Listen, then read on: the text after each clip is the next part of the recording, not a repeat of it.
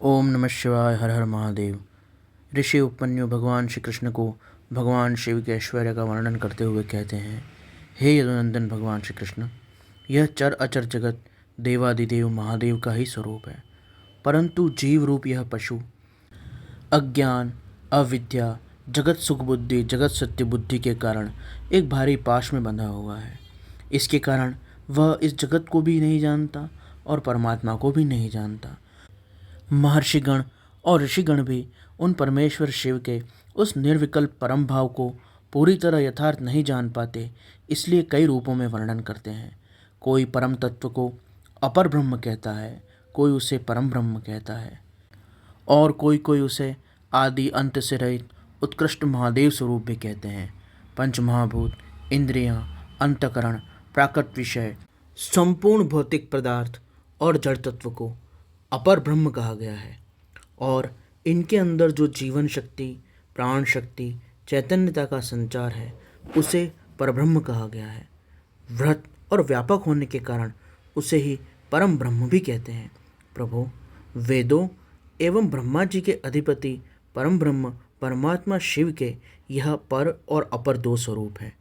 कुछ लोग भगवान शिव को विद्या और अविद्या स्वरूप भी कहते हैं।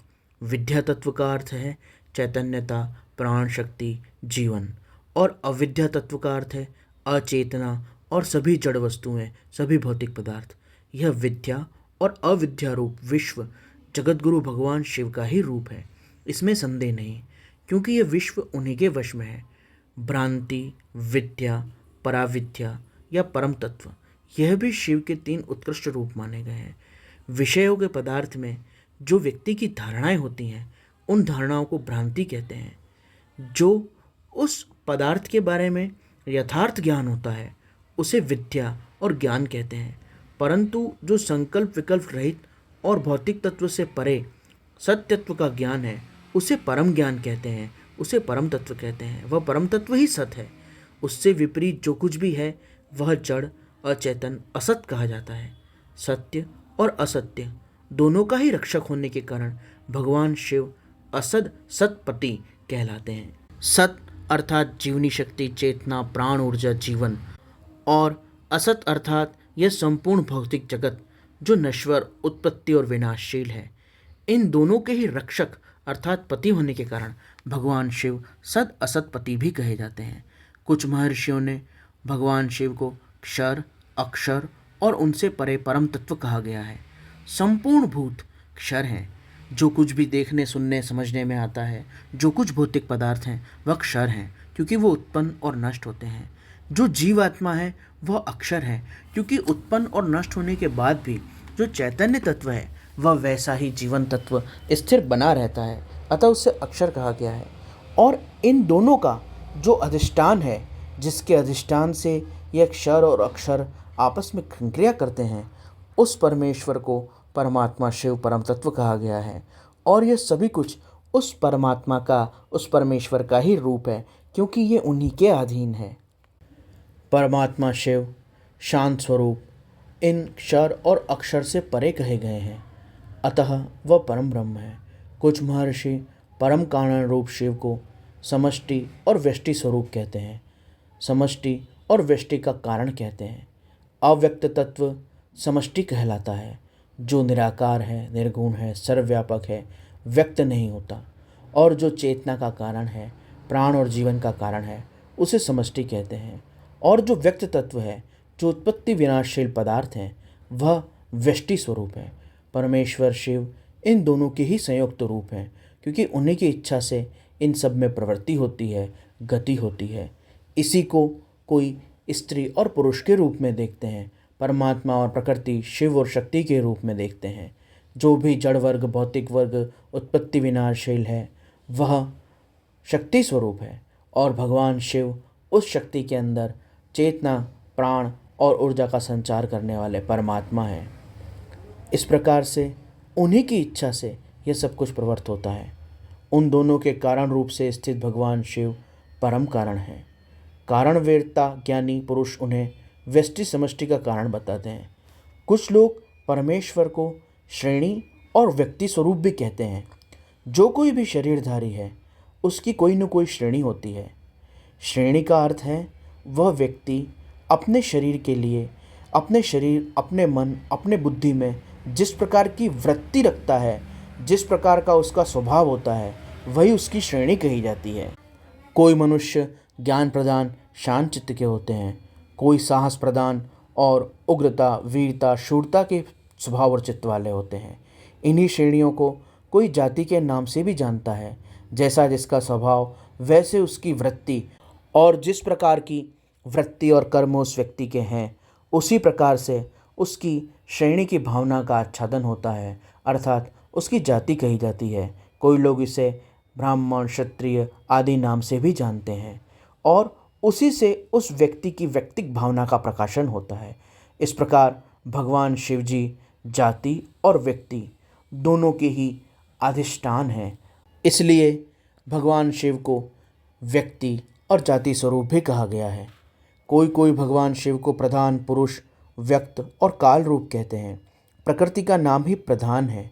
जीवात्मा को ही क्षेत्रज्ञ कहा जाता है और 23 तत्वों को महापुरुषों ने व्यक्त कहा गया है। और ये जो प्रपंच हमें दिखाई देता है, इसका कारण काल है। इन सब के जो ईश्वर हैं, पालक हैं, धारणकर्ता, प्रवर्तक, निवर्तक हैं, आरोभाव और तिरोभाव के एकमात्र हेतु हैं, वे स्वयं प्रकाश अजन्मा शिव हैं। इसलिए उन्हें प्रधान, पुरुष, व्यक्त, काल रूप कहा गया है।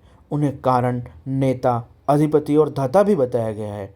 कुछ लोग भगवान शिव को विराट और हिरण्यगर्भ कहते हैं।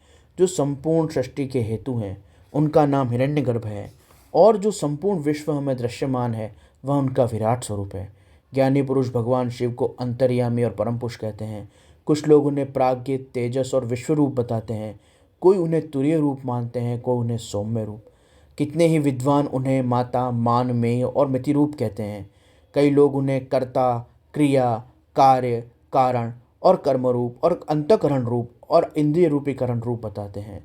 कुछ लोग उन्हें जागृत, स्वप्न, सुषुप्ति रूप कहते हैं। कोई भगवान शिव को तुरीय स्वरूप कहते हैं, तो कोई उन्हें तुरीयातीत भी कहते हैं। कोई निर्गुण कहते हैं तो कोई सगुण। कोई उन्हें संसारी मानते हैं तो कोई असंसारी। कोई उन्हें स्वतंत्र मानते हैं तो कोई उन्हें अस्वतंत्र। कोई उन्हें घोर समझते हैं तो कोई सौम्य। कोई रागवान तो कोई वैरागवान। कोई उन्हें वैरागी बताते हैं, कोई उन्हें निष्क्रिय और कोई उन्हें सक्रिय बताते हैं। किन्हीं के कथानुसार वह इंद्रिय रहित निरिंद्रिय हैं और किन्हीं के मत अनुसार वह सइंद्रिय हैं। कोई उन्हें ध्रुव यानी स्थिर कहते हैं, कोई उन्हें अध्रुव यानी अस्थिर कहते हैं। कोई उन्हें साकार मानते हैं तो कोई उन्हें निराकार। किसी के मत में वो अदृश्य हैं तो किसी के मत में वो दृश्यमान हैं। कोई उन्हें वर्णन योग्य मानते हैं तो कोई उन्हें अनिर्वचनीय मानते हैं। कुछ लोग भगवान शिव को शब्द रूप कहते हैं तो कुछ लोग उन्हें शब्दातीत भी मानते हैं। कोई उन्हें चिंतन का विषय मानते हैं, कोई उन्हें अचिंत्य समझते हैं। दूसरे लोगों का कहना है कि वह ज्ञान स्वरूप हैं। कोई उन्हें विज्ञान स्वरूप भी कहते हैं। किन्हीं के मत में वह ज्ञेय हैं और किन्हीं के मत में वह अज्ञेय। कोई उन्हें पर बताता है, कोई अपर। इस तरह भगवान शिव के विषय में कई प्रकार की कल्पनाएं और विचार प्रचलित हैं। इन नाना प्रकार के दर्शनों और प्रतीतियों के कारण कोई भी उनका यथार्थ स्वरूप निश्चय नहीं कर पाता। इसलिए जो अपनी भावनापूर्वक और सर्वभावपूर्वक एकाग्रता से उनकी शरण में, उनके ध्यान में, उनके जप में, उनके भाव और समाधि में स्थित हो गए हैं, वही बिना यत्न के उन्हें जान लेते हैं। जब तक यह पशु रूप जीव, जिसका कोई दूसरा ईश्वर नहीं है, वह उन सर्वेश्वर, सर्वज्ञ, पुराण पुरुष, तीनों लोकों के शासक भगवान शिव के स्वरूप को देख नहीं लेता, योग द्वारा, ध्यान द्वारा और भक्ति द्वारा अपनी चेतना को उन्नत करके जीवित अवस्था में ही उन भगवान शिव को साक्षात्कार नहीं कर लेता, उनमें अपनी स्थिति नहीं कर लेता, तब तक वह बद्ध होकर इस दुखमय संसार चक्र में गाड़ी के पहिए की तरह घूमता रहता है। जब यह दृष्टा जीवात्मा उन भगवान शिव, जो सबके शासक, ब्रह्मा के भी आदि कारण, संपूर्ण जगत के रचयिता, सर्वोपम, दिव्य प्रकाश स्वरूप परम पुरुष हैं, उनका साक्षात्कार कर लेता है, उनका अनुभव कर लेता है, उनका दर्शन कर लेता है, जब उसका भक्ति योग, ज्ञान योग, अष्टांग योग, ध्यान योग, नाद अनुसंधान योग, किसी प्रकार का भी योग परमात्मा से योग करवा के सफल हो जाता है, तब वह जीव पाप और पुण्य दोनों से छूटकर उनको पूरी तरह भली भांति हटाकर निर्मल होकर सर्वोत्तम समता को प्राप्त कर लेता है।